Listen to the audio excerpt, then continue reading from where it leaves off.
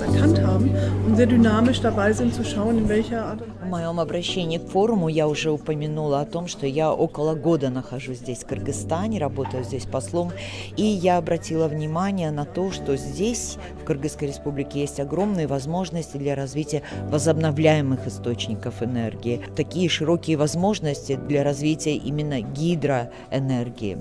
А я хотела бы сказать, что поскольку я сама наблюдала здесь огромное количество солнечной энергии присутствует в Кыргызстане, то я могу себе представить и развитие солнечных батарей производства и так далее.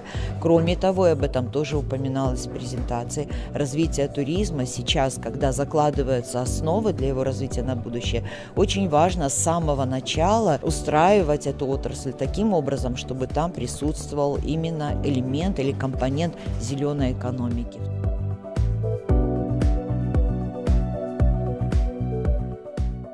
Программа Кыргызской республики по развитию зеленой экономики до 2023 года.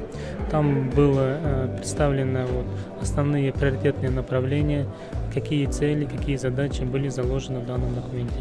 Данный документ является пока рабочим. Мы ждем рекомендаций и предложений со всех заинтересованных сторон, чтобы улучшить данный документ, чтобы документ был рабочим для всех нас.